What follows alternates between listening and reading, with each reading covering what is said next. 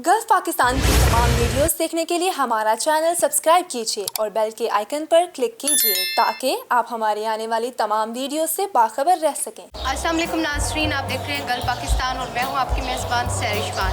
नाज़रीन, आज मैं मौजूद हूं हवेली बारूद खाना में और आज मेरे साथ जो शख्सियत मौजूद है वो किसी तारुफ के मोहताज नहीं है और जानी पहचानी शख्सियत है, बहुत ही ग्रेसफुल पर्सनैलिटी है। तो आए उनसे बातचीत करते हैं, मियाँ यूसुफ सलाउद्दीन से। अस्सलाम वालेकुम सर।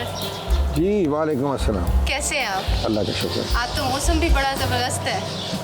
आज मौसम अचानक इतने दिन गर्मी, बड़ी शदीद गर्मी पड़ी है। बहुत शदीद तो नहीं लेकिन काफ़ी गर्मी थी। आज अब मौसम ये बहुत सुहाना हो गया है, एकदम ठंडी हवाएं चल रही हैं और माशाल्लाह।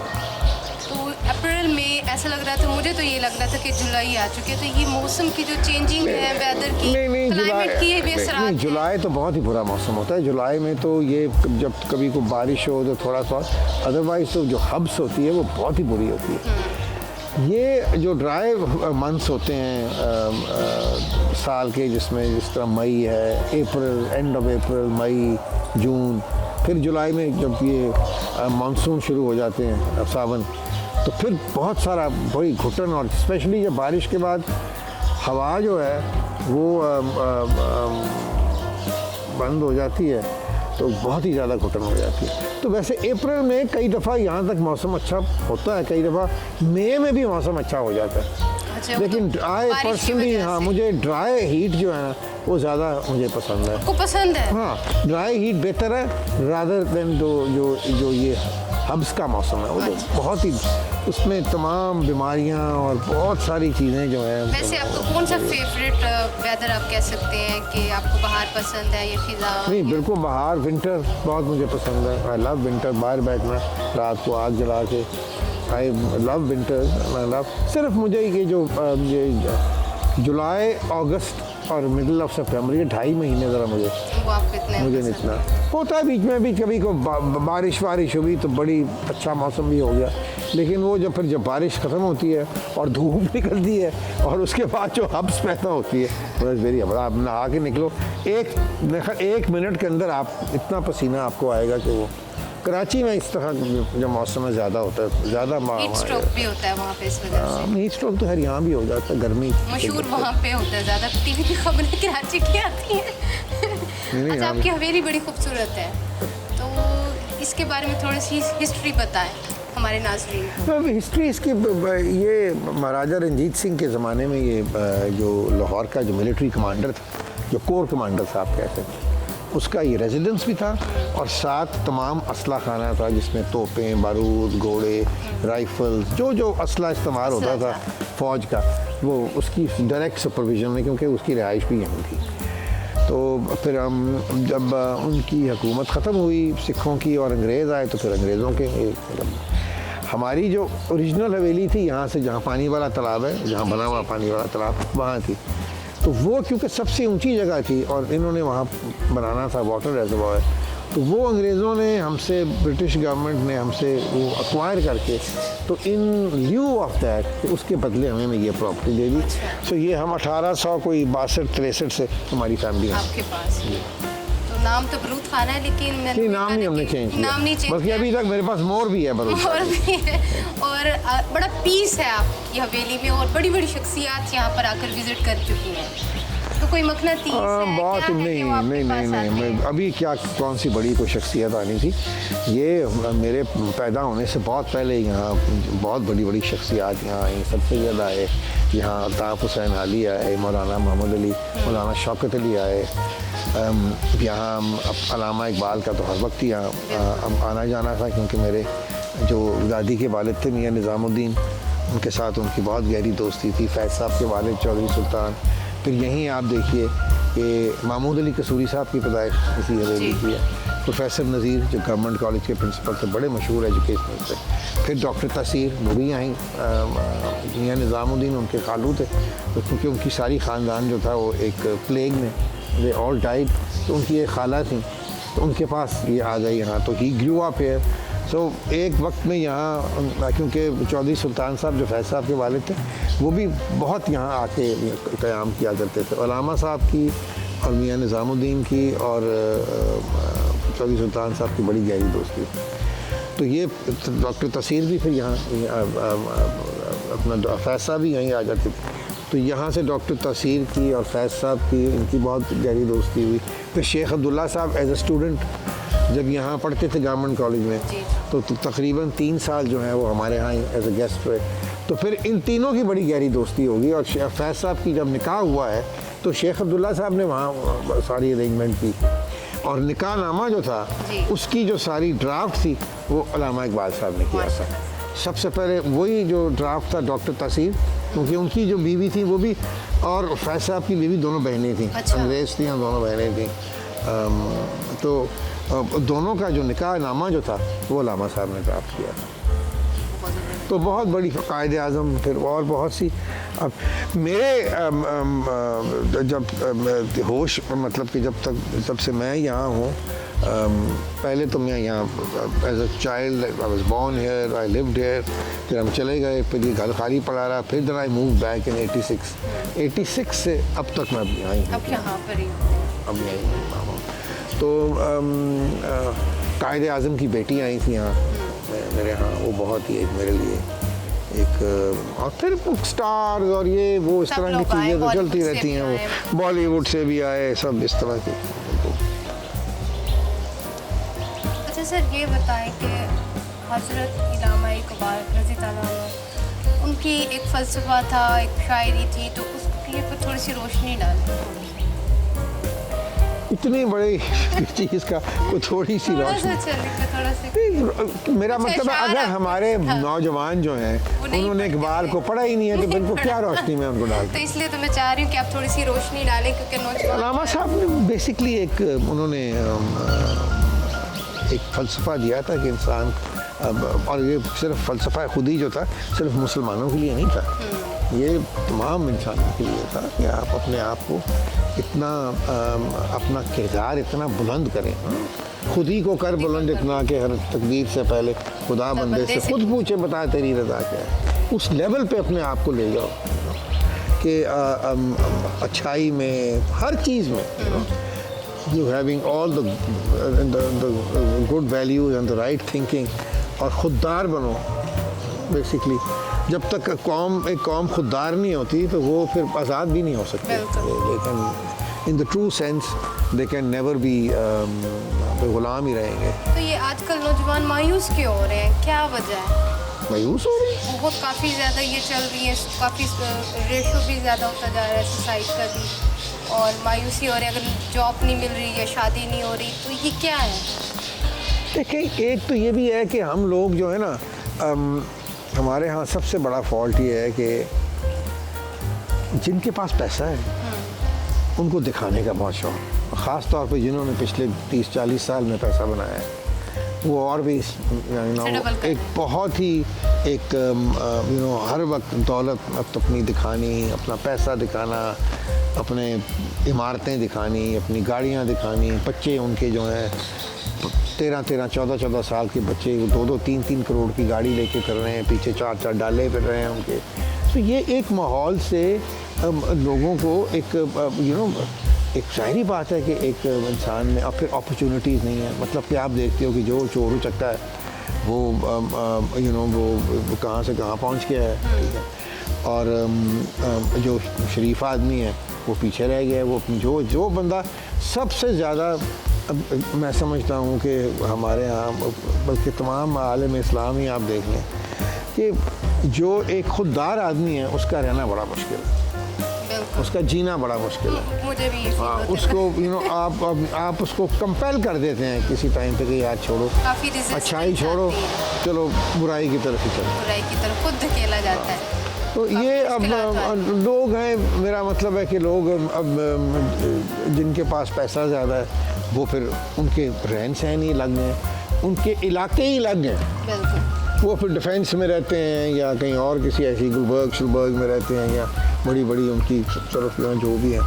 तो एक नफ़रत सी लोगों में जो आपकी एलीट है या जो आपके उमरा हैं या आपकी जो पावरफुल क्लास है उसके ख़िलाफ़ एक रिसेंटमेंट है आम बंदे में, ठीक है। और वो रिजेंटमेंट इसलिए है कि पुराने वक्तों में अमीर गरीब इकट्ठे रहते थे। ये मेरा घर है, मेरे घर के चारों तरफ आप तो देखें, ब्रांड बन गया ना सारे। चारों तरफ मेरे घर के जो लोग जो रहते हैं, most of them are you know not so privilege class, ठीक। लेकिन जब आप इकट्ठे उनके साथ रहते हो तो आपको उनकी तकलीफ़ का, आपको उनकी मसलों का, आपको उनकी हर चीज़ का एहसास होता है। अब तो फील नहीं होता कि अच्छा, कितने लोग मर गए। हाँ। हम देखते हैं कमर्शियल टीवी पर ऐड आती है तो हम फील नहीं करते। नहीं कोई भी की बात breaking news आती नहीं, है, बात यह है blast कि हुआ, उसके बाद उस हम भूल वक्त जाते हैं। पुराने वक्तों में इतनी अमीर और गरीब की नफरत नहीं थी। उसकी वजह है कि अमीर और गरीब इकट्ठे बैठते थे, एक दूसरे की इज्जत करते थे, रिस्पेक्ट करते थे। अब तो जो अमीर आदमी है वो गरीब आदमी को तो मिलता ही नहीं है, वो तो कोसों दूर भागता है। कहते हैं उनको, कई दफ़ा मैंने देखे ऐसे ऐसे लोग जो आके कहते हैं आपको डर नहीं लगता आप यहाँ रहते? ये मैंने कहा, वाकई किस बात पे? मैंने कहा डरने की क्या बात है भाई, अपने लोग हैं चारों तरफ। ये तो वो लोग हैं जो आपके साथ खड़े भी हो जाएंगे आपको कोई मसला होगा तो। सादे मोहब्बत करने वाले लोग हैं। तो ये मैं समझता हूँ कि जब अमीर और गरीब में दूरियाँ होंगी तो फिर ज़ाहिरी बात है कि नफ़रतें भी बढ़ेंगी। तो इसलिए ये जो डेस्परेशन है कि हर कोई ये चाह रहा है, जो वो ऊपर से मीडिया दिखा रहा है, शहज़ादियाँ फिर रही हैं बन के, मेकअप करके, फलाना हो रहा है, एक ब्रांड की चीज़ें चाहिए और वो ब्रांड अफोर्ड नहीं कर सकते।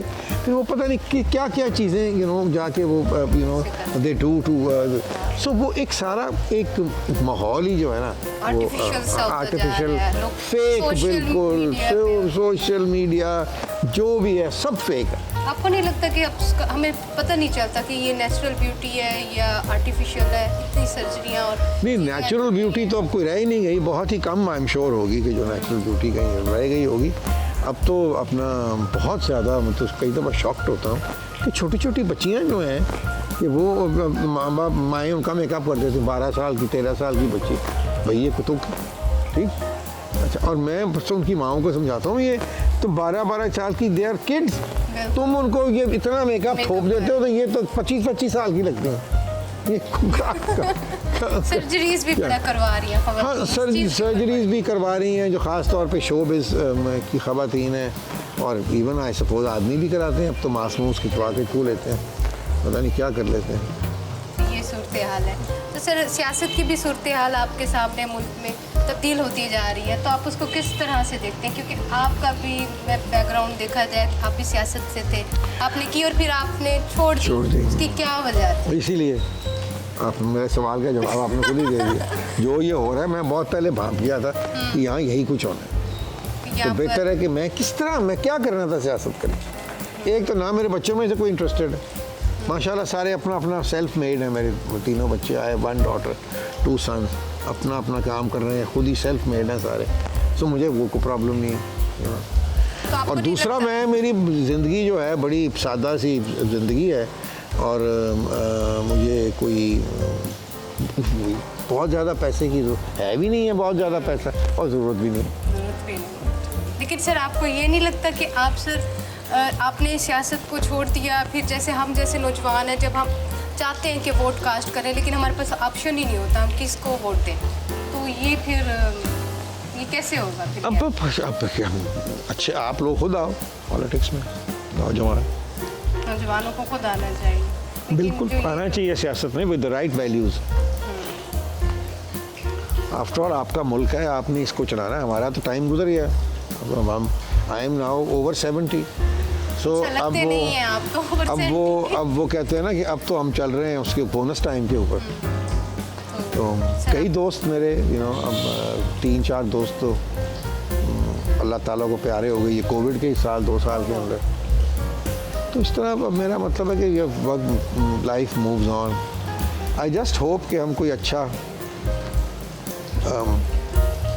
कुछ छोड़ के जाएं अपने यंग जनरेशन के लिए। तो आपने जैसे भी बताया आप 70 को टच कर रहे हैं। नहीं, 70 क्रॉस कर लिया। अच्छा, कर लिया आपने। तो आपकी क्या फिटनेस का क्या राज है? नाजरीन जानना चाहते हैं। फिटनेस कोई नहीं, मैं एक्सरसाइज करता हूँ डेली बस। कौन सी एक्सरसाइजेज वो मतलब मैं पहले तो मैं स्क्वॉश खेलता था, कितने साल मैंने खेली, अब मैंने 5-6 साल स्क्वॉश खेली है। वो भी खान साहब ने मेरी बंद करा दी स्क्वॉश।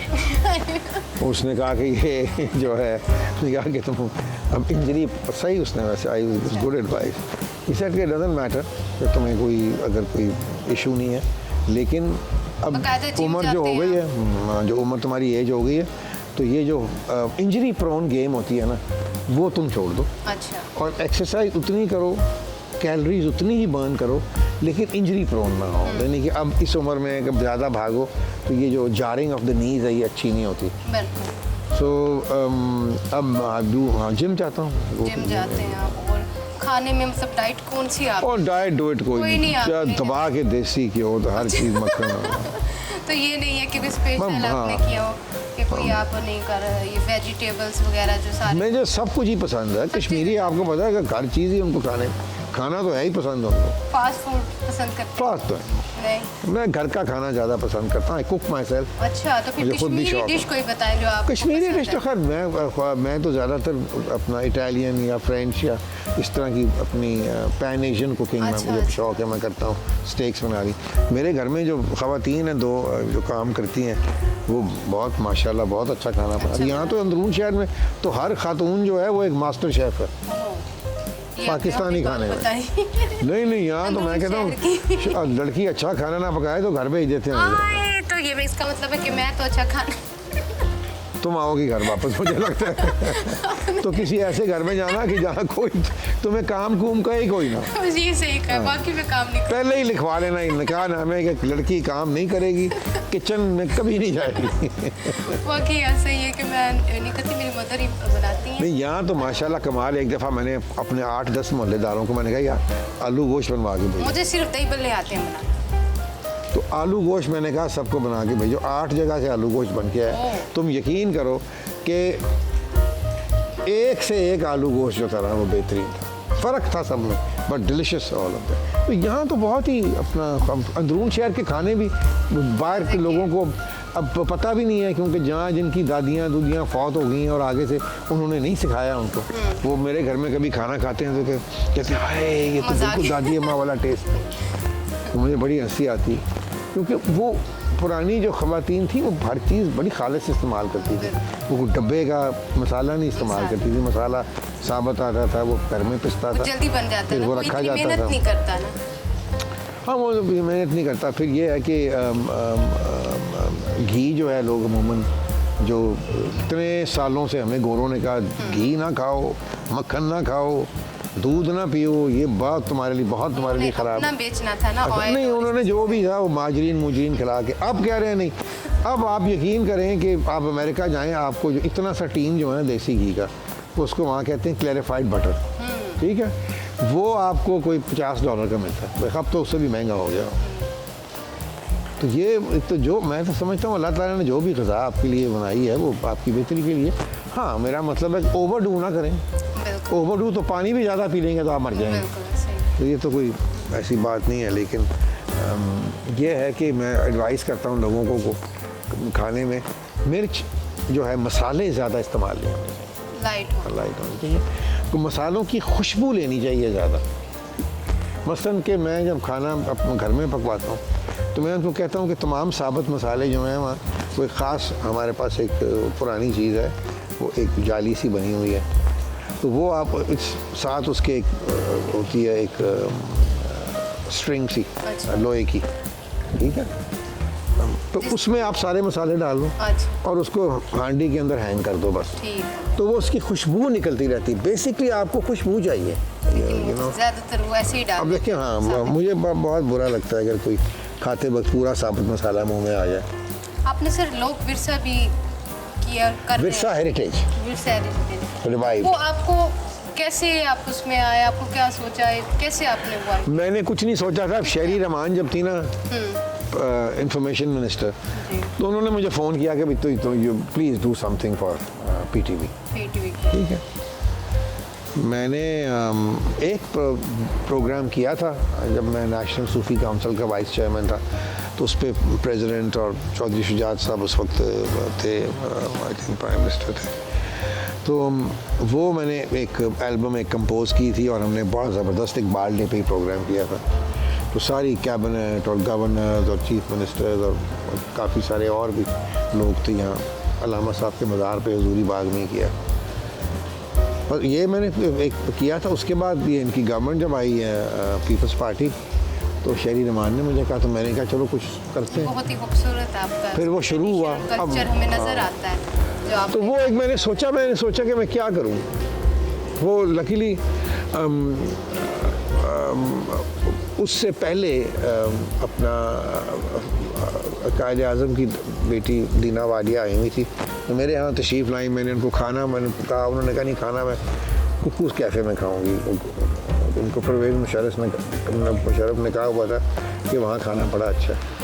खैर 12 मैंने कहा चलें उधर ही इंतज़ाम कर लेते। तो वहाँ हमने खाना खाया। उसके बाद फिर हम यहाँ आ गए। तो काफ़ी देर बैठे रहे। मैंने उनको सारी तस्वीर दिखाई, उनके वालिद की, उनकी पुप्पी की, हमारी मतलब मेरी वालदा के साथ, मेरे वालिद, मेरे दादा के साथ, सब फैमिली मेम्बर्स के साथ तस्वीरें कायद आज़म की थी। तो वो एक मैं समझता हूँ उनसे मैंने उस वक्त मैंने सियासत छोड़ दी थी। मुझे कोई समझ नहीं आ रही थी मैं क्या करूँ।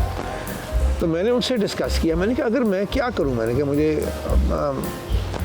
कहा मैं सोचता हूँ कि अगर मेरे पास कोई प्लेटफॉर्म हो मीडिया पे, क्योंकि उस वक्त मीडिया एक नई चीज़ उभर रही थी, उभर चुकी थी। मतलब कि मैं शायद लेट था, ये 2011-12 की बात है, 12 की।